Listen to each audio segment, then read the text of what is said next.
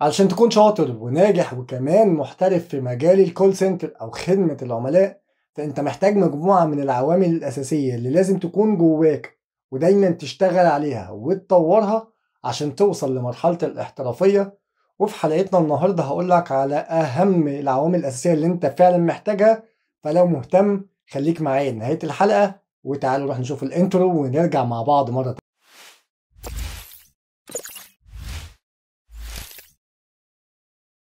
السلام عليكم ورحمة الله وبركاته، وأهلا وسهلا بحضراتكم مرة تانية وفيديو جديد وحلقة جديدة. كالعادة أنا معاكم عمرو رضوان، ودي قناتكم قناة رضوانيات، أول قناة متخصصة في مجال الكول سنتر وخدمة العملاء في مصر والوطن العربي كمان، واللي دايما بتقدم لك المعلومة بشكل سهل وبسيط بدون أي كلكعة أو تعقيد.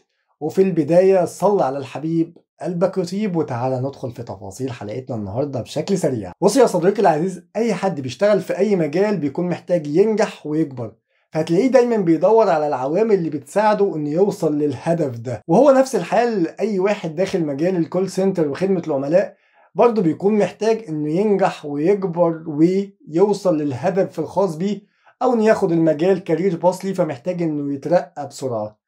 فطبعا هيكون برضه بيدور على العوامل اللي هتساعده انه يوصل للهدف ده. وفي حلقتنا النهارده انا هقول لك على طريقه او استراتيجيه مهمه جدا اسمها فاكتس، كلمه برضه مكونه من عدد من الحروف، وكل حرف بيدل على خطوه مهمه جدا محتاج انك تشتغل عليها وتكون عندك، تطور من نفسك فيها، دايما تنميها عشان تقدر تساعدك في النهايه انك توصل لهدفك، هو انك تترقى، تنجح، توصل لمرحلة الاحترافية، ان يكون لك شأن وقيمة في المجال ده، كمان لو انت واخده كارير باص.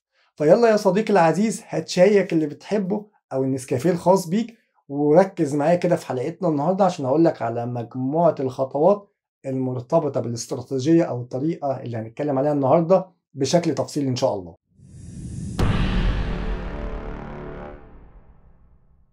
اول حرف معانا هو حرف الاف، وهو بيقول لك بي فريندلي. بمعنى اصح يا صديقي العزيز، انك لازم تخلي ان العميل اللي بيكلمك ده يحس ان في فرق واضح ما بينك انت كموظف وما بين اي موظف في اي كول سنتر تاني رد عليه. ده هيحسه ازاي؟ لما يحس انك بتتعامل معاه بشكل فريندلي، شكل فيه ود، شكل مش غالب عليه الطابع الرسمي. حضرتك ممكن الرقم، الطريقة المتعارف عليها من اي شخص تاني، نقدر نقول عليه حافظ ومش فاهم ومش عاوز يطور من نفسه. ولكن لو العميل حس منك انك فعلا بتتعامل معاه بطريقة فريندلي فيها ود، ولكن في نفس الوقت حذاري انك تتخطى المرحلة دي، يعني في النهاية هو العميل مش صديقك او صاحبك هتاخد حريتك معاه في الكلام، ولكن انت هتتكلم بطريقة ودية، بطريقة فريندلي فيها حدود، ولكن هتخلي العميل ان يحس ان هو بيتكلم زي صاحبه، ولكن بحدود موجودة بينك وبينه. فهتلاقي ان العميل مستريح معاك في المكالمة، وانت كموظف كمان مستريح في التعامل معاه. فهتاخد المكالمة كده لبر الأمان، هتلاقي إن هي مكالمة سهلة هتسهل عليك كل الخطوات اللي جاية بعد كده.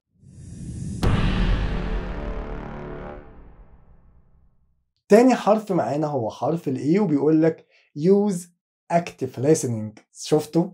بنتكلم تاني عن ال active listening أو مهارة الاستماع الجيد. هتلاقوها كده حاجة محشورة دايما في كل فيديوهاتنا اللي بنتكلم عليها، لأنه حاجة من الحاجات أو عامل من العوامل المهمة اللي تقدر تحط تحتها مليون خط، إنك لازم تخلي بالك منها وتطور من نفسك فيها. اتكلمنا على الاكتيف ليسننج في حلقات كتير، وهنتكلم في حلقتنا النهارده، وهنتكلم في حلقاتنا اللي جايه. ليه؟ لانه الاكتيف ليسننج او مهاره الاستماع الجيد هتساعدك بشكل كبير جدا انك تكون مركز، بتسمع، بترد، فاهم الكلام اللي العميل بيقولك، فاهم الكلام اللي انت بتقوله. فده بياخدك شوط كبير جدا من مرحله البيجنر المبتدئ إلى مرحلة البروفيشنال المحترف، وهو تطبيقك لمهارة الاستماع الجيد في كل مكالمة بتتم ما بينك وما بين العميل اللي بيكلمك، خدها نصيحة مني، ركز قوي في الاستماع الجيد وابعد عن أي مشتتات ممكن تخرجك بره تركيزك وانت تسمع العميل.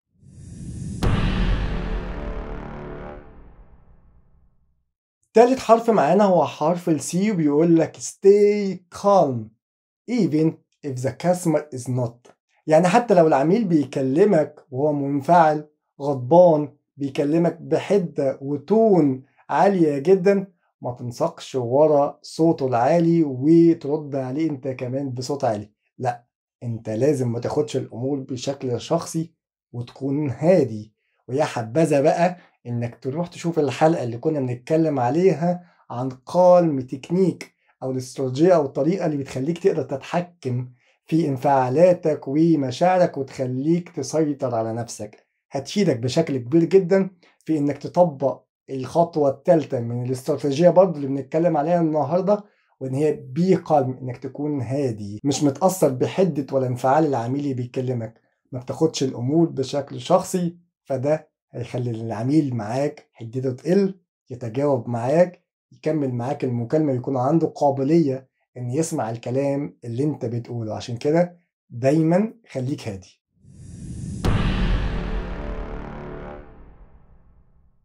رابع حرف معانا وهو حرف التي وبيقول لك use pleasant tone of voice، بمعنى صح صوتك على الرغم ان العميل مش بيشوفك والمحادثة بينك وبينه بتكون عن طريق سماعة، ولكن صوتك وانت بتتكلم بيوصل احساس ومعنى كبير جدا للعميل اللي بيسمعك. يعني لو انت مش حتى مفيش سمايل على وشك وانت بتتكلم هيوصل للعميل. لو انت صوتك فيه نبرة حدة وانفعال هيوصل للعميل احساس انك مش سعيد بمكالمته، مش عاوز تساعده، ما عندكش رغبة انك تحلله مشكلته. ولكن استخدامك للتون اوف فويس ان هي لا تكون عالية قوي تخلي العميل يشمئز او يحس انك متعصب، ولا هي واطية قوي تخلي العميل يحس بالملل. دايما التون بتاعتك تكون في الوسط، في الاعتدال، دايما مسحوبة بابتسامة او سمايل على وشك، لانه طول ما انت بتضحك طول ما بينعكس بشكل ايجابي على الصوت ومخارج الحروف وطريقة الكلام بتاعتك. فدايما خلي التون اوف فويس بتاعتك بتعبر عن شخصيتك ومدى احترافيتك في الكلام مع العميل، وهو عامل مهم جدا بيأثر على سيناريو المكالمة اللي بتتم ما بينك وبين العميل، فركز فيها كويس جدا.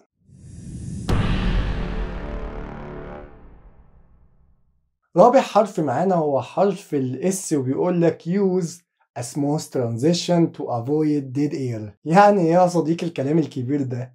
يعني وانت بتتكلم مع العميل او بتاخد اكشن ما تخليش فيه جاب كبير قوي اللي هي السايلنت بيريود او المسافة او الوقت اللي بيكون فيه حضرتك ساكت والعميل ساكت، فتلاقي فجأة كده العميل حس ان هو في صحراء محدش بيكلمه، فيقول لك هو انت معايا؟ هو انت حضرتك سامعني؟